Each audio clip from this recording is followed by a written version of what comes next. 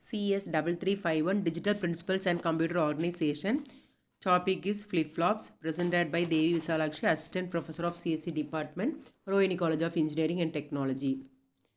So, now we can see about the flip-flops.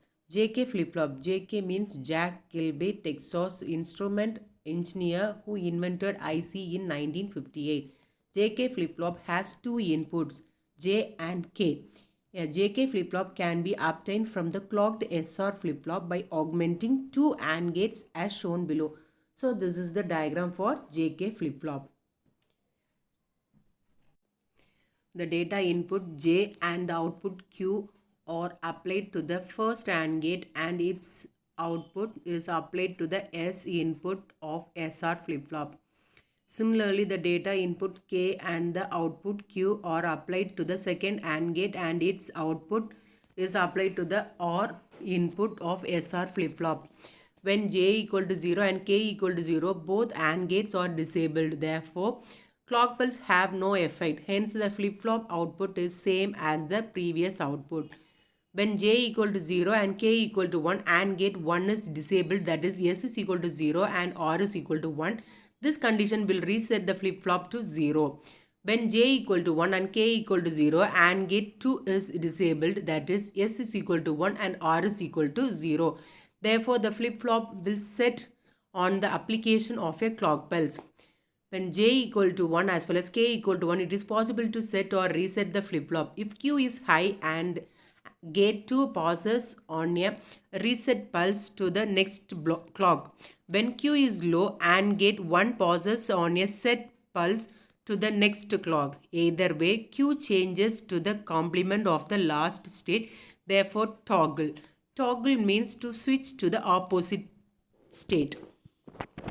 So this one is the truth table for JK flip-flop. So here it's telling about the inputs as well as output as well as which stage they are.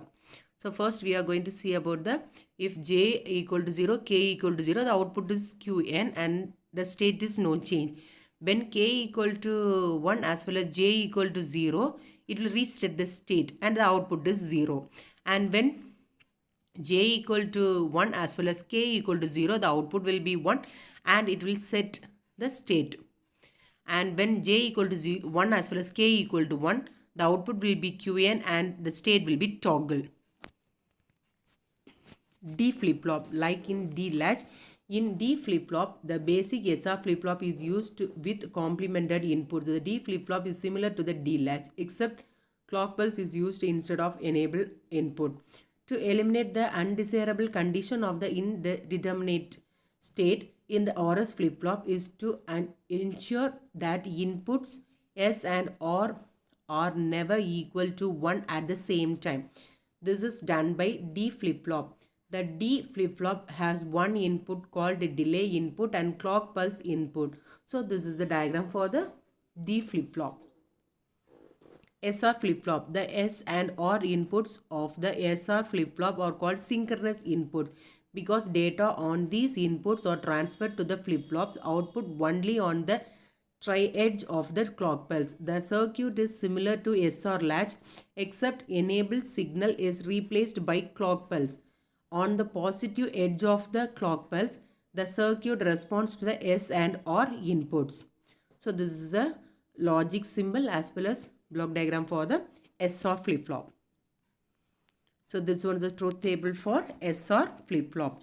So here we have to set the clock as 1 as well as for S as well as R we are giving different input and we are getting the state as Q1 as well as Qn plus 1. Then finally we have to get the state for that each and every inputs. So when S is high and R is low, the Q output goes high on the triggering edge of the clock pulse and the flip-flop is set. When S is low and R is high, the Q output goes low on the triggering edge of the clock pulse and the flip-flop is reset.